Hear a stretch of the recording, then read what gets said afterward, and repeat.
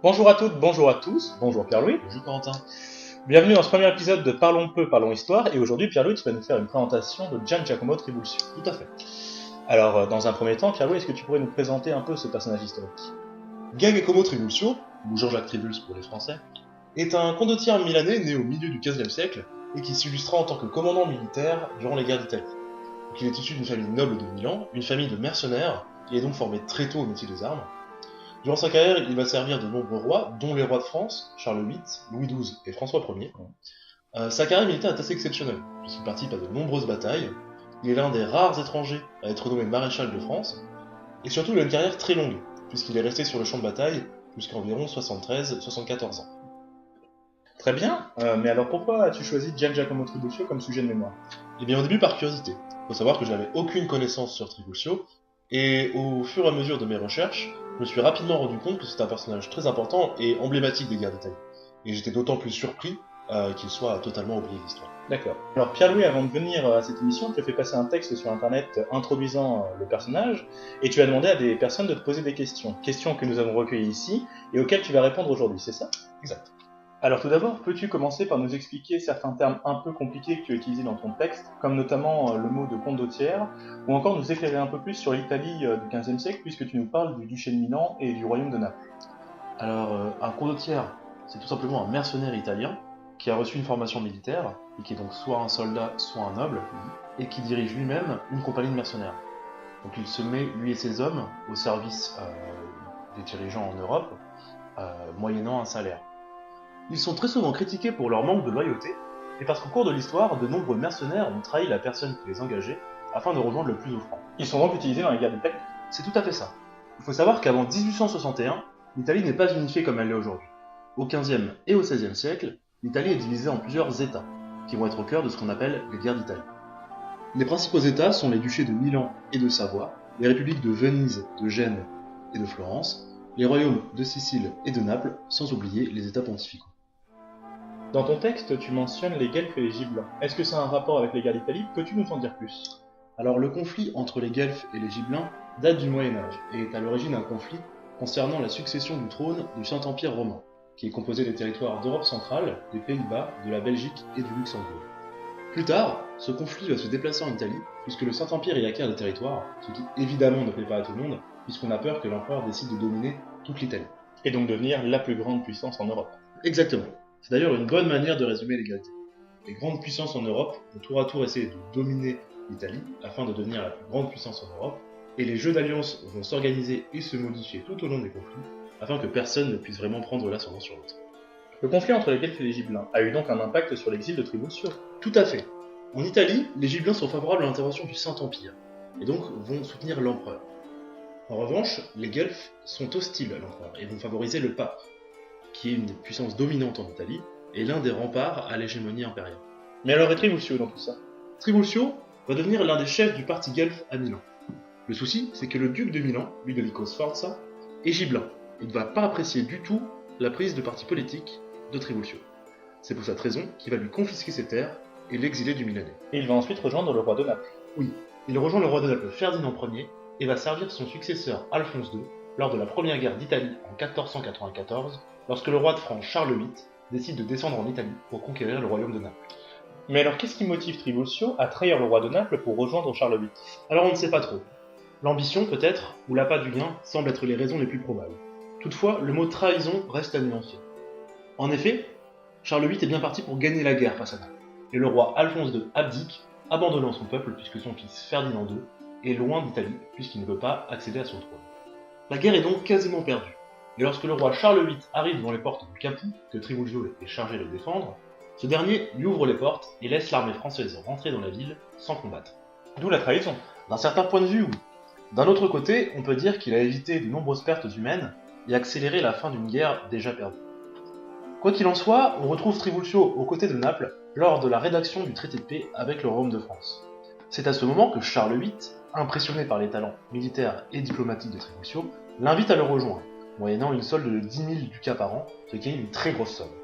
Tribulzio accepte, avec le consentement du roi Ferdinand II, puisqu'en réalité, il n'a pas son mot à dire. Il rentre ensuite en France avec Charles VIII, et utilise son argent pour s'acheter des terres en Suisse, qui se trouvait dans l'actuel canton des Grisons. Sur la route du retour, Tribulcio a un rôle militaire très important, puisqu'il dirige l'avant-garde française aux côtés du maréchal de Gier lors de la bataille de Fornoux, le 6 juillet 1495. Il est donc officiellement au service du royaume de France. Oui, et il va le rester pendant un bon bout de temps. Alors à la mort de Charles VIII, c'est Louis XII qui accède au pouvoir, et il redescend sur l'Italie, cette fois pour s'emparer du duché de Milan. Quel est le rôle de Trivulzio dans cette campagne? Eh bien, lors de la campagne de Milan, Louis XII nomme Trivulcio commandant des armées françaises, et c'est là que sa carrière militaire va être la plus florissante. Au début de la campagne, Trivulcio est nommé commandant de l'ensemble des troupes françaises, aux côtés de deux autres commandants, Béraud d'Aubigny et Louis de Lesné. Trivulcio va utiliser des tactiques très spécifiques, très violentes, en massacrant les garnisons et terrorisant les populations des villes qu'il va prendre.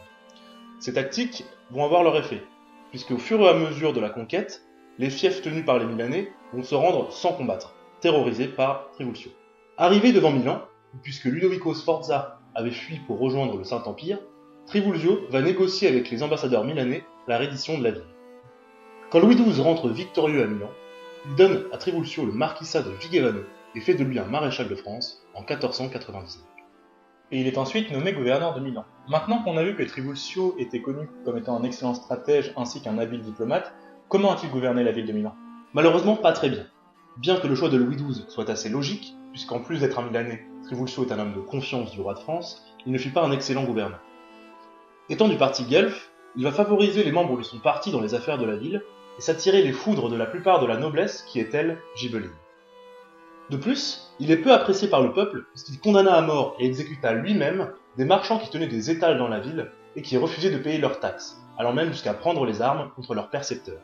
Une manœuvre pas très intelligente. Oui, en l'espace de quelques mois, Trivulzio avait réussi à se faire haïr de la noblesse et du peuple qui réclamaient le retour de Ludovico Sforza.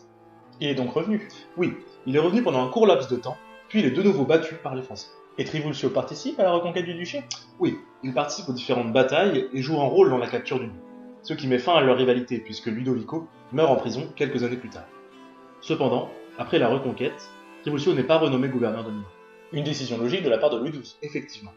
Par la suite, Trivulzio va participer aux batailles emblématiques des campagnes d'Italie de Louis XII, comme la bataille d'Agnadel en 1509 ou la bataille de Novare en 1513, bataille qui va mettre un terme aux actions françaises en Italie, du moins jusqu'à la mort de Louis XII, l'avènement de François Ier.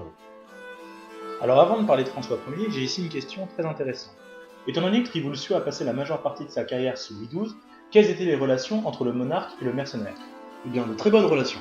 Il faut savoir que Trivulzio a été pendant longtemps le commandant des armées du roi, un de ses plus proches conseillers, et donc il a vraiment une relation de confiance qui s'installe, un respect mutuel et même une certaine amitié.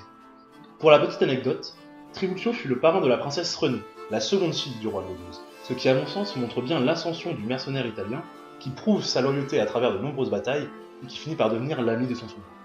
Une relation très différente de celle qu'il a eue avec François Ier. Exact. Sous François Ier, Trivulzio est très âgé. Même s'il participe à la bataille de Marignan en 1515, le commandement est assuré par des hommes plus jeunes. De plus, sa carrière militaire prend fin par un échec à la bataille de Brescia en 1516. C'est pour cette raison qu'il tombe en disgrâce? Non. Il tombe en disgrâce, d'une part car il est nommé gouverneur de Lyon pendant un court laps de temps et qu'il se révèle peu compétent, d'autre part car il va s'allier avec les cantons suisses par rapport aux terres qu'il possède là-bas, ce qui ne va pas du tout plaire à François Ier. Et il meurt peu de temps après, c'est ça? D'ailleurs, je crois que tu as une anecdote à ce sujet. Oui, il meurt en 1518. Pour l'anecdote, Trivulzio est déjà très malade et la plupart du temps alité. Toutefois, lorsqu'il apprend que François Ier va se rendre à une messe, il souhaite profiter de l'occasion pour se racheter auprès de son roi. Toutefois, lorsqu'il se rend à la messe, le roi François Ier ignore totalement Trivulzio. C'est pour cette raison qu'on dit qu'il est mort de tristesse quelques jours plus tard.